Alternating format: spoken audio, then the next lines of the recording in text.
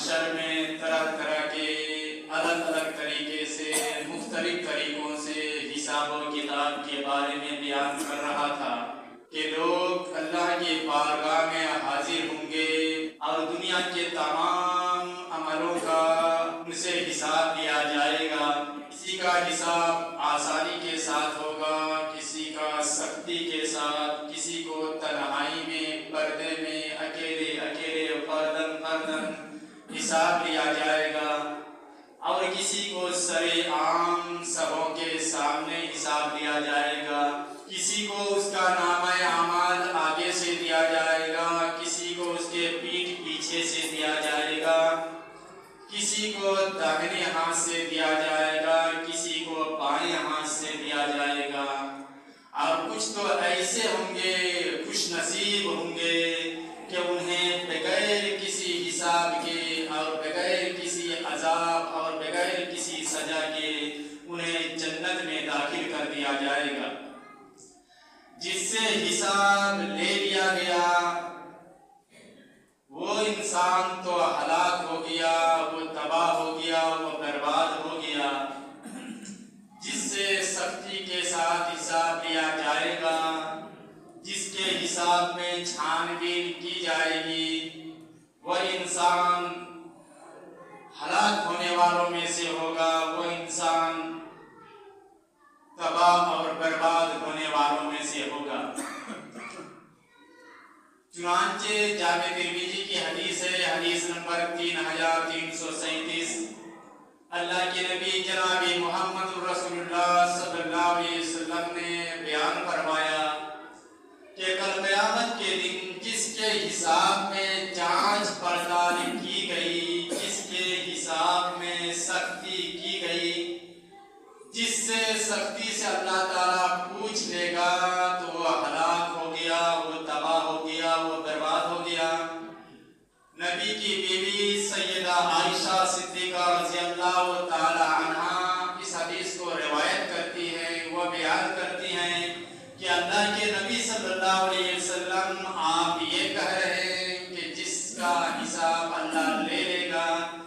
جس کے حساب میں اللہ تعالیٰ جانچ پڑتال کر لے گا، وہ ہلاک ہو گیا، وہ برباد ہو گیا۔ تو اللہ کے نبی صلی اللہ علیہ وسلم کیا اللہ تعالیٰ نے قرآن میں نہیں فرمایا ہے فَأَمَّا مَنْ أُوتِيَ كِتَابَهُ بِيَمِينِهِ فَسَوْفَ يُحَاسَبُ حِسَابًا يَسِيرًا، کہ جس شخص کو اس کا نامہ اعمال، اس کو اس کی کتاب اس کے داہنے ہاتھ میں دیا جائے گا تو اس کا حساب بڑا ہی آسان حساب ہوگا۔ اللہ نے تو خود کہا ہے قرآن کے اندر، تو اللہ کے نبی نے فرمایا عائشہ اس آیت سے یہ مراد نہیں ہے کہ اس کا حساب آسان ہو گیا، اس سے مراد تو صرف اعمال کی پیشی ہے، اس سے مراد صرف اس کو اس کا نیکیاں دیا جانا ہے کہ یہ لو تمہارے اعمال، یہ تمہاری نیکیاں ہیں۔ وہ نیکیوں کو دیکھے گا اور اسی میں وہ خوش ہوگا، جبکہ ابھی بہت سارے کام اور بہت سارے مرحلوں سے اسے گزرنا ہوگا، یہ انتم فیصلہ نہیں ہوگا۔ اس حدیث سے پتہ چلتا ہے کہ نبی نے فرمایا یہ جس کو نامہ اعمال اس کے دائیں ہاتھ میں دیا جائے گا، اس سے مراد حساب و کتاب نہیں ہے، بلکہ اس سے مراد تو ہے کہ بس اس کی اعمال کی اس کو پیش کر دیا جائے گا، اعمال کی پیشی ہوگی، اس کی نیکیوں کو اسے دے دیا جائے گا کہ یہ لو تمہاری نیکیاں، یہ لو تمہارے اعمال۔ وہ اپنے اعمال کو دیکھے گا، لیکن ابھی اسے اور کئی مرحلوں سے گزرنا ہوگا، ابھی حقوق العباد کا فیصلہ ہونا باقی ہوگا۔ چنانچہ کتنے کتنے ایسے اعمال والے تو آئیں گے جن کے اعمال نمازوں سے روزوں سے بھرے ہوئے ہوں گے، لیکن حقوق اللہ کے حساب کے بعد جب حقوق العباد کا فیصلہ ہوگا تو اس کے نامہ اعمال سے اس کی نیکیاں خالی ہو جائیں گی۔ یہ حدیث بھی انشاءاللہ میں آپ کے سامنے کچھ ہی دیر میں بیان کرتا ہوں۔ اس کے بعد دیکھیے آسان حساب کیا ہے، کون سا حساب آخر آسان ہے۔ ایک دوسری حدیث دیکھتے ہیں، مسند احمد کی حدیث ہے، حدیث نمبر 13156، اللہ کے نبی جناب محمد رسول اللہ صلی اللہ علیہ وسلم वसल्लम की हदीस अम्मा आयशा सिद्दीका रज़ी अल्लाह ताला अन्हा बयान फरमाते हैं कि एक मर्तबा अल्लाह के नबी जनाब मोहम्मद रसूलुल्लाह सल्लल्लाहु अलैहि वसल्लम नमाज पढ़ रहे थे और मैंने सुना कि अल्लाह के नबी सल्लल्लाहु अलैहि वसल्लम नमाज पढ़ते हुए दुआ कर रहे हैं, अल्लाहुम्मा हासिबनी हिसाबन यसीरा, कि अल्लाह कल क़यामत के दिन मुझसे आसान हिसाब लेना। नबी दुआ कर रहे हैं कि अल्लाह क़यामत के दिन मेरा आसान हिसाब लेना। इससे एक बात तो ये पता चलती है कि कल क़यामत के दिन नबियों का भी हिसाब होगा, कोई भी अल्लाह के हिसाब से बच नहीं सकता है। कल क़यामत के दिन नबियों से भी हिसाब लिया जाएगा और तमाम नबी से हिसाब लिया जाएगा, और उन हिसाब में से एक हिसाब तो नबी से ये भी लिया जाएगा कि बताओ ऐ अल्लाह के नबियों, बताओ कि हमने जो अल्लाह का पैगाम तुम्हें पहुंचाने के लिए दुनिया के अंदर दिया था, वो पैगाम तुमने मेरे बंदों तक पहुंचाया था या नहीं पहुंचाया था? नबियों ने नबी कहेंगे, अल्लाह के रसूल बयान फरमाएंगे कि अल्लाह हमने तो पहुंचा दिया था तेरा पैगाम अपने तेरे बंदों के पास है, लेकिन कुछ ऐसे भी लोग होंगे अलग अलग नबियों के, दूसरे नबियों के कुछ ऐसे भी बंदे होंगे अल्लाह के कि वो कहेंगे, अल्लाह ये नबी जिसको तूने भेजा था, इन्होंने आपका पैगाम हम तक नहीं पहुंचाया था, हमारे पास ना कोई नबी आया था ना कोई रसूल आया था, वो झुठला दिया अपने नबियों को। उस वक्त उम्मते मुहम्मदिया के जो उलमा होंगे, जो उनके सुलहा होंगे, जो उनके फजला होंगे, वो गवाही देंगे कि नहीं अल्लाह ये लोग झूठ कह रहे हैं, तेरे नबियों ने तेरा पैगाम तेरे बंदों तक पहुंचा दिया था। तो बहरहाल हिसाब तो सबका होगा, और नबी खुद दुआ कर रहे हैं कि अल्लाह मेरा हिसाब कल क़यामत के दिन मुझसे आसान हिसाब लेना। अम्मा आयशा सिद्दीका रज़ी अल्लाह ताला अन्हा बयान फरमा रही हैं कि जब अल्लाह के नबी सल्लल्लाहु अलैहि वसल्लम जब नमाज से फारिग हुए, नमाज से फारिग होने के बाद मैंने अल्लाह के नबी सल्लल्लाहु अलैहि वसल्लम से सवाल किया, पूछा कि अल्लाह के रसूल सल्लल्लाहु अलैहि वसल्लम, आप जो नमाज के अंदर ये दुआ कर रहे थे कि अल्लाह मुझसे आसान हिसाब लेना, तो आखिर आसान हिसाब कौन सा हिसाब है जो आसान हिसाब होने वाला है? नबी ने फरमाया कि आसान हिसाब का मतलब यह है कि कल क़यामत के दिन अल्लाह ताला के सामने जब बंदों की आमाल पेश किए जाएंगे तो अल्लाह ताला सिर्फ आमाल को देखेगा और फौरन उसके गुनाह को माफ फरमा देगा। बंदों की गुनाहें जब अल्लाह के सामने पेश की जाएंगी, अल्लाह ताला बंदों के गुनाहों को देखेगा और फौरन उसे माफ फरमा देगा, अल्लाह उसके गुनाहों में पर्दा डाल देगा। ये कौन सारे लोग होंगे? उनमें से एक वो लोग भी होंगे जिसके बारे में पिछले जुमा मैंने आपके सामने बयान किया था कि जो लोग दुनिया के अंदर अपने भाइयों के अईबों के अंदर पर्दा डालते हैं, कल क़यामत के दिन अल्लाह ताला ऐसे लोगों के गुनाहों के अंदर पर्दा डाल देता है। इंसान है दुनिया के अंदर, इंसान से गलतियां होती है, भूल चूक होती है, लेकिन कुछ ऐसे भी इंसान होते हैं कि वो गुनाह करते हैं लेकिन डरते भी हैं, और इस बात से भी डरते हैं कि कहीं लोगों को मेरे गुनाह का इल्म हो ना जाए, तो डरते भी हैं गुनाह करते हुए। लेकिन एक इंसान अगर उसके गुनाह को जानता है और उछालता है, तो फिर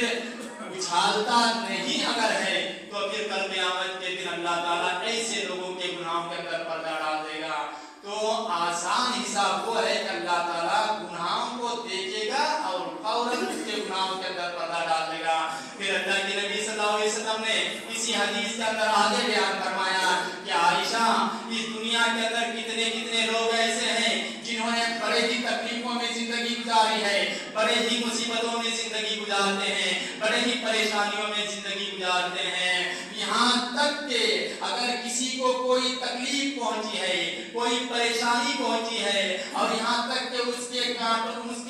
पैरों के अंदर, उसके कदम के अंदर अगर एक कांटा भी चुभ गया हो, तो उसके बदले में अल्लाह ताला कल उसके गुनाहों को मिटा देगा। हर तकलीफ के बदले अल्लाह ताला उसके गुनाहों को मिटा देगा। तो आसान हिसाब ये है कि बंदा देखे, अल्लाह देखे और फौरन उसे माफ फरमा दे। اب آئیے میدان محشر میں میزان کے پاس چلتے ہیں، جہاں پر میزان قائم کیا جائے گا، ترازو قائم کیا جائے گا، جہاں پر نیکیاں ناپی جائیں گی، تولی جائیں گی۔ اللہ تعالیٰ بیان فرماتا ہے وَنَضَعُ الْمَوَازِينَ الْقِسْطَ لِيَوْمِ الْقِيَامَةِ کہ قیامت کے دن ہم میزان قائم کریں گے انصاف کے ساتھ، عین انصاف کے مطابق وہ میزان ہوگا، کسی پر کوئی ظلم نہیں ہوگا، ذرہ برابر بھی ظلم نہیں کیا جائے گا،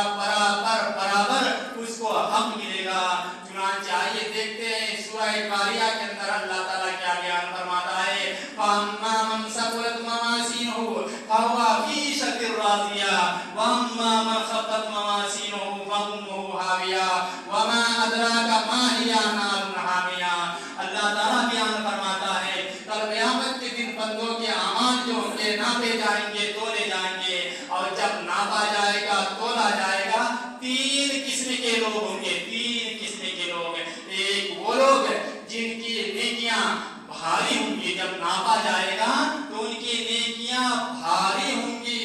ان کا وزن کا پلڑا جو ہوگا، نیکیوں کا پلڑا بھاری ہوگا۔ اور کچھ ایسے لوگ ہوں گے جن کے نیکیوں کا پلڑا ہلکا ہو جائے گا، اور کچھ ایسے لوگ ہوں گے جن کی نیکیاں اور گناہیں دونوں برابر ہوں گی، نیکیاں اور گناہیں دونوں برابر، نہ نیکی زیادہ نہ گناہ زیادہ، برابر ہو جائیں گے۔ تین قسم کے لوگ ہوں گے کل قیامت کے دن۔ تو جس کا وزن بھاری ہوگا، اللہ نے فرمایا فَأَمَّا مَنْ ثَقُلَتْ مَوَازِينُهُ فَهُوَ فِي عِيشَةٍ رَاضِيَةٍ جس کا وزن بھاری ہوگا، نیکیوں کا پلڑا جس کا ہوگا وہ بھاری ہوگا، جس کے اعمال کا وزن بھاری ہوگا، تو فَهُوَ فِي عِيشَةٍ رَاضِيَةٍ تو وہ دل پسند زندگی میں ہوگا، وہ عیش و آرام کی زندگی میں ہوگا۔ وَأَمَّا مَنْ خَفَّتْ مَوَازِينُهُ فَأُمُّهُ هَاوِيَةٌ اب جس کے اعمال کا وزن ہلکا ہو جائے گا تو فَأُمُّهُ هَاوِيَةٌ اس کا ٹھکانہ ہاویہ ہوگا۔ وَمَا أَدْرَاكَ مَا هِيَ اور تمہیں کیا پتا ہے کہ ہاویہ کیا چیز ہے؟ اللہ نے فرمایا نار حامیہ، وہ تیز اور تند آگ ہے، اور جس کی نیکیاں برابر ہوں گی۔ سورہ اعراف کے اندر اصحاب اعراف کا اللہ نے بیان فرمایا، ان کے بارے میں بیان فرمایا ہے کہ جو اعراف والے ہوں گے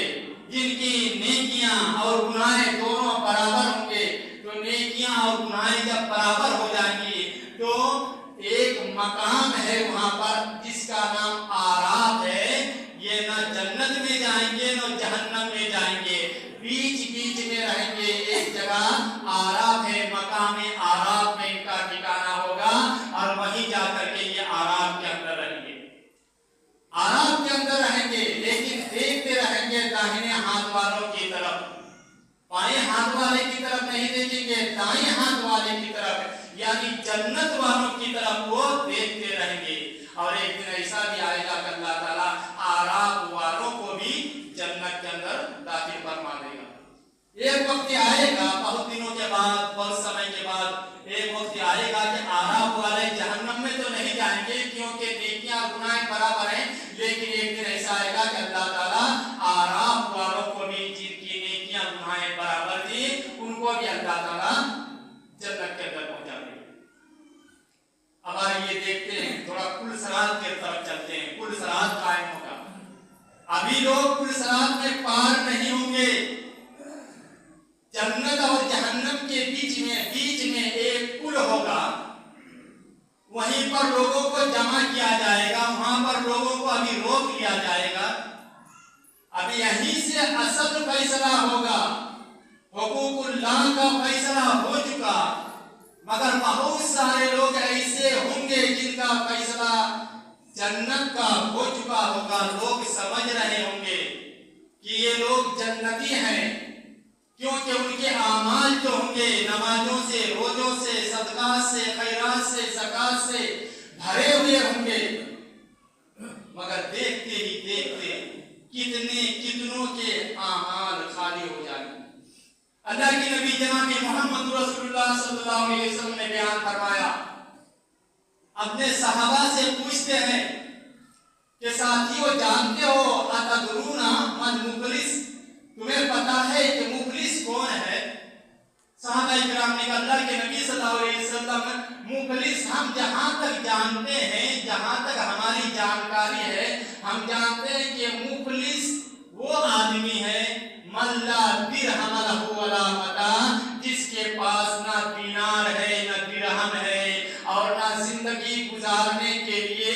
یہ ضرورت سامان ہے، یہ سب کچھ نہیں ہے، دینار بھی نہیں درہم بھی نہیں، اور زندگی گزارنے کے لیے جو ضروری سامان ہوتے ہیں وہ ضروری سامان بھی اس کے پاس نہیں ہے، کسی طرح زندگی گزار رہا ہے، ہم جانتے ہیں یہی مفلس ہے۔ اللہ کے نبی نے کہا نہیں میرے ساتھیوں، مفلس وہ نہیں ہے، المفلس من امتی یاتی یوم القیامت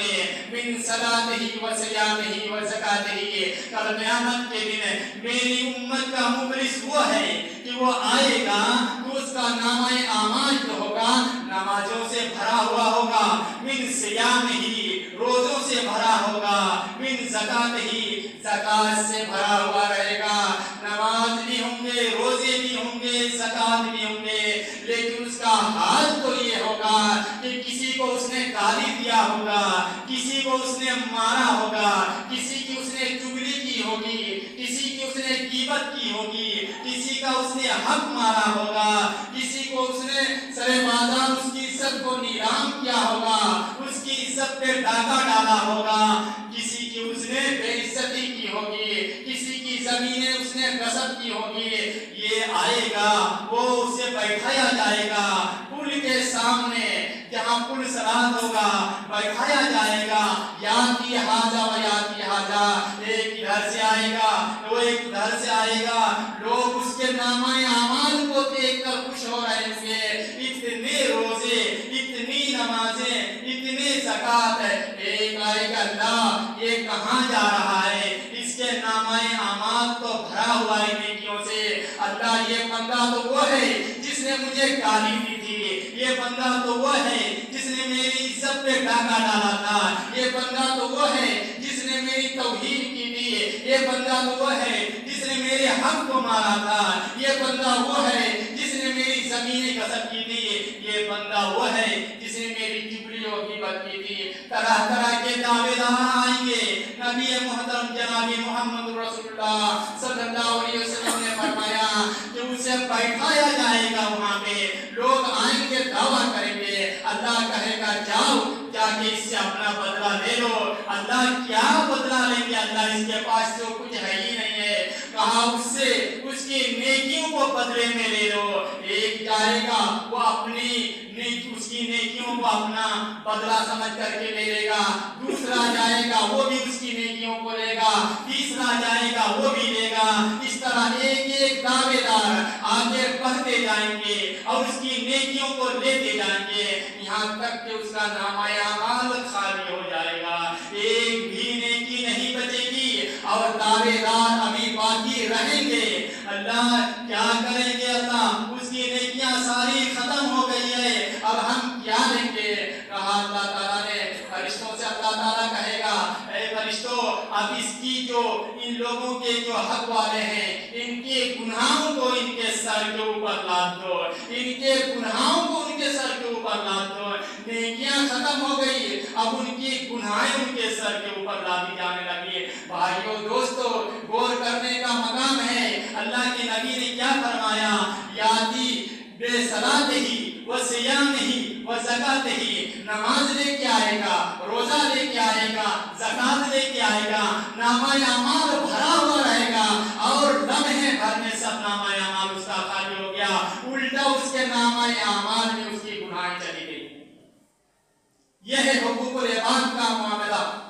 اسلام دو چیزوں کے مجموعہ کا نام ہے، ایک حقوق اللہ اور ایک حقوق العباد۔ جس طرح حقوق اللہ کی ادائیگی ادا کرنا ضروری ہے، اسی طرح حقوق العباد کی ادائیگی بھی بہت ضروری ہے۔ میرے بھائیوں اور دوستو، ایک انسان ہوگا جس نے کسی کی زمینیں لے لی تھی، نبی نے فرمایا ادھر اسرافیل علیہ السلام سور پھونکے گا، لوگ اپنے اپنے قبروں سے اٹھ کر کے دوڑیں گے میدان محشر میں،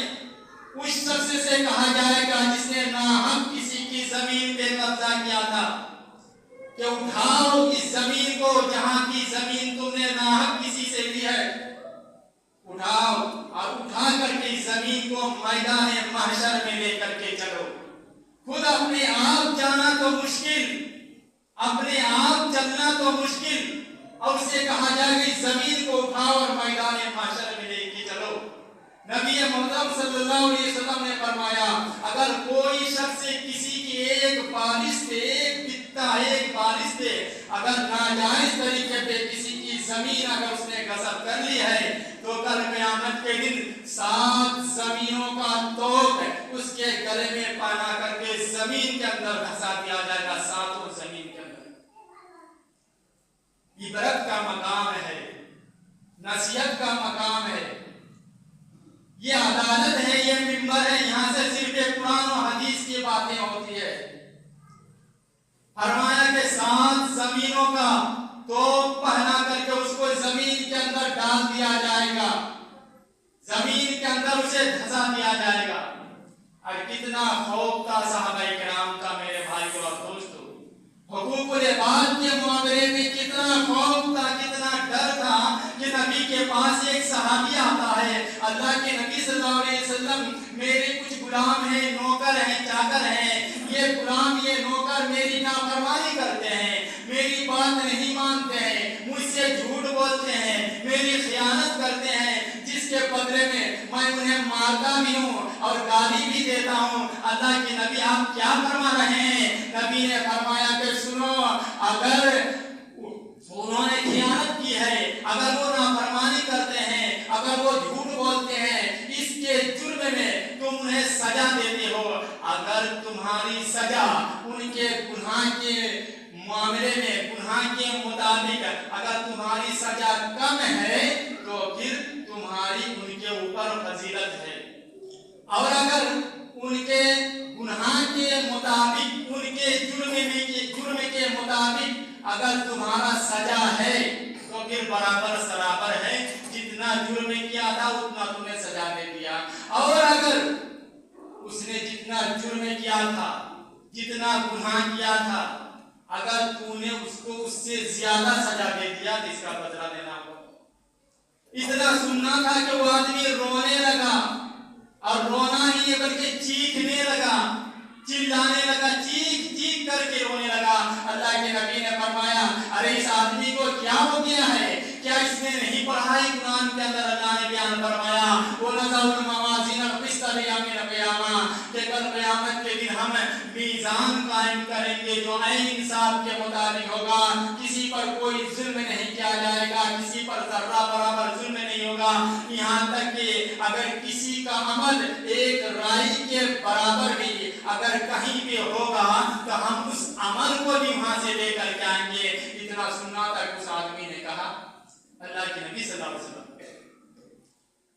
یہ جتنے غلام ہیں، اگر ایسی بات ہے تو میرے لیے بہتر یہی ہے کہ جتنے غلام ہیں سب کے سب کو میں آزاد کر دیتا ہوں، سب کے سب غلاموں کو میں آزاد کر دیتا ہوں. اور غلام کتنے قیمتی تھے اس زمانے میں، بہت قیمتی. اس کا اندازہ ہم اس سے بھی لگا سکتے ہیں کہ رمضان کے مہینے میں اگر کوئی شخص روزہ رکھ کر کے اپنی بیوی کے پاس دن میں آتا ہے، دن کے اندر روزہ رکھ کر کے آتا ہے اپنی بیوی کے پاس، تو اللہ نے فرمایا فَتَحْرِيرُ رَقَبَةٍ مِّن قَبْلِ أَن يَتَمَاسَّا، اس کا گناہ یہ ہے، اس کا کفارہ یہ ہے کہ روزہ رکھ کر کے بیوی کے پاس دن میں آیا ہے، اسے ایک غلام آزاد کرنا ہوگا. اور اگر غلام آزاد کرنے کی طاقت نہیں ہے تو پھر اسے 2 مہینہ لگاتار روزہ رکھنا ہوگا، 60 دن. بتائیے، غلام آزاد کرنے کی طاقت نہیں ہے تو 2 مہینہ 60 دن روزہ رکھنا ہوگا. تو 60 دن روزہ رکھنا کیا معمولی بات ہے؟ آسان بات ہے؟ تو اس سے بھی بھاری ہے، اس سے بھی قیمتی ہے غلام آزاد کرنا. اور اس شخص نے کہا اللہ کے نبی صلی اللہ علیہ وسلم ہم نے سارے غلاموں کو آزاد فرما دیا. یہ صحابہ کرام کا خوف کا ڈر تھا. میرے بھائیوں اور دوستو، کل قیامت کے دن یقیناً ہر انسان کو اس کے اعمال کا بدلہ دینا ہوگا. اور میں آپ سے بڑے ادب کے ساتھ، آج لوگ جانتے ہیں کہ حقوق اللہ میں صرف یہی آتے ہیں کہ بندوں کے ساتھ جو ہمارا لین دین معاملہ ہے، کسی کی ہم نے زمینیں لے لی ہے یا کسی نے ہماری لے لی ہے، کوئی ہماری حقیقت جانتے ہیں، جبکہ سورہ نساء کے اندر اللہ نے ہر انسان کا، مرد کا، عورت کا، ہر ایک کے حقوق بیان کر دیے ہیں. اسی لیے اللہ نے اس کا نام بھی سورہ نساء رکھا ہے، یعنی عورت کا نساء، عورت کے نام سے رکھا ہے. آج کتنے لوگ ایسے ہیں جو اپنے بہن اور بیٹیوں کے حق کو بالکل مار دیتے ہیں اور سمجھتے ہیں کہ کل میدان محشر میں اس کا کوئی حساب نہیں ہوگا. جبکہ ایک انسان قرآن میں جب ہے کہ نماز فرض ہے، نماز پڑھ لیتا ہے. جب اسے پتا ہے کہ روزہ فرض ہے، روزہ رکھ لیتا ہے. جب قرآن میں یہ لکھا ہے زکات فرض ہے، زکات بھی دے دیتا ہے. لیکن وہی قرآن میں لکھا ہے کہ بہن بیٹیوں کا حق فرض ہے تو انسان اسے درکنار کر دیتا ہے. نبی نے فرمایا روزہ لے کر کے آئے گا، زکات لے کر کے آئے گا اور نمازیں لے کر کے آئے گا، لیکن اس نے جو کسی کا حق مارا ہے کل وہ بچ نہیں سکتا ہے. اللہ نے صاف لکھ دیا ہے سورہ نساء کے اندر کہ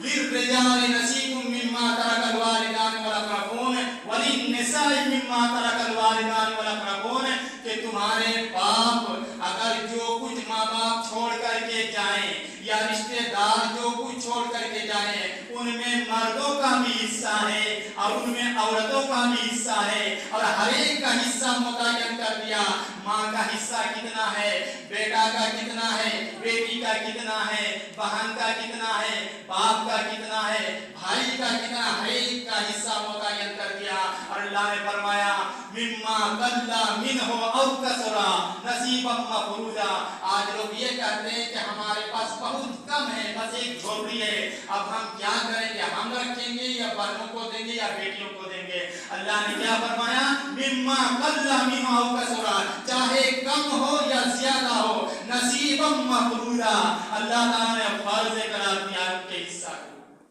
معمولی سمجھ لیتے ہیں آج انسان میرے بھائی اور دوست. اور یہ میراث کا بٹوارا کرنے کے بعد اللہ تعالیٰ کیا فرماتا ہے کہ تل کا حدود اللہ، یہ اللہ کا، یہ اللہ کی حدیں ہیں، اللہ کا بنایا ہوا قانون ہے. اس قانون کو اللہ نے بنایا ہے. وَمَن يُطِعِ اللَّهَ وَرَسُولَهُ، جو کوئی اللہ کی اطاعت کرے گا، اللہ کے رسول کی اطاعت کرے گا، جو اس قانون کو جس کو اللہ نے بنایا ہے اس کو فالو کرے گا. وَمَن يُطِعِ اللَّهَ وَرَسُولَهُ يُدْخِلْهُ جَنَّاتٍ تَجْرِي مِن تَحْتِهَا الْأَنْهَارُ خَالِدِينَ فِيهَا. تو اللہ تعالیٰ ایسے لوگوں کو اس جنت کے اندر داخل کرے گا جس جنت کے اندر نہریں جاری ہوں گی. وَذَلِكَ الْفَوْزُ الْعَظِيمُ، اور ایسے آدمیوں کے لیے بہت بڑی کامیابی ہے. اور اس کے برعکس اللہ نے کیا فرمایا اس کے بعد کی آیت میں وَمَن يَعْصِ اللَّهَ وَرَسُولَهُ، جو کوئی اللہ کی نافرمانی کرے گا، اللہ کے رسول کی نافرمانی کرے گا، وَيَتَعَدَّ حُدُودَهُ، اور اللہ نے جو قانون بنایا ہے اس قانون کا فالو نہیں کرے گا، وَيَتَعَدَّ حُدُودَهُ، اللہ کے حدود سے وہ تجاوز کر جائے گا، اللہ کے حدود سے وہ آگے بڑھ جائے گا، تو کیا کرے گا اللہ تعالیٰ يُدْخِلُهُ نَارًا خَالِدًا فِيهَا، تو اللہ تعالیٰ اسے ایسے جہنم میں داخل کرے گا خالداً فیہا، جہاں اسے ہمیشہ ہمیشہ رہنا ہوگا. وَلَهُ عَذَابٌ مُّہِینٌ، اور اس کے لیے رسوا کن عذاب ہوگا. بھائیو اور دوستو، غور کرنے کا مقام سورہ نساء آپ پڑھیے اور غور کیجئے اس کے اوپر کہ اللہ نے کیا کیا فرض کیا ہے قرآن کے اندر. اسی لیے کہنے والے نے کیا ہی بہترین بات کہی ہے کہ ایک ہی ماں کے پیٹ سے جنم لیا، ایک ہی ماں کا دودھ پیا، ایک ہی چھت کے نیچے پلے بڑھے جوان ہوئے، اور بیٹا اگر باپ کا سہارا بنا تو بیٹی ماں کا سہارا بنی. لیکن جب جائیداد کی تقسیم کا وقت ہوا تو بیٹوں کے ہاتھ میں چابی آ گئی اور بیٹی کو بے دخل کر دیا گیا. جب یہ حکم ہے کہ جب کوئی بھی انسان دنیا سے چلا جائے، جیسے ہی موت ہوتی ہے انسان کی، 3 چیزوں میں دیری کرنے کے لیے منع کیا ہے. 3 چیز کفن دفن کے بعد 3 چیزیں بالکل فوراً کرنے کا حکم دیا گیا. ایک یہ کہ میت کے اوپر اگر کوئی قرض ہے تو فوراً چکا دیا جائے، اگر میت نے کوئی وصیت کی ہے تو فوراً اس کی وصیت کو پورا کر دیا جائے، اور تیسرا کام فوراً اس اس کے جائیداد کی تقسیم کر دیا جائے، کیونکہ جتنا دیر ہوتا ہے اتنا انسانوں کی نیتیں خراب ہوتی ہے، اور بعد میں چل کر کے انسان کیا ہوتا ہے کہ اس کے اندر بگاڑ آتا ہے، آپس میں اختلافات ہوتے ہیں، فسادات ہوتے ہیں۔ میرے بھائی اور دوستوں، باتیں اور بہت زیادہ تھی، مگر وقت کی کمی کی وجہ سے میں آخر میں اللہ تعالیٰ سے دعا کرتا ہوں کہ اللہ تعالیٰ تمام مسلمانوں کو صحیح راستے پر چلنے کی توفیق عطا فرمائے، قرآن و سنت پر عمل کرنے کی توفیق عطا فرمائے۔ اقول قولی ھذا استغفر اللہ لی ولکم ولسائر المسلمین، آمین تقبل یا رب العالمین۔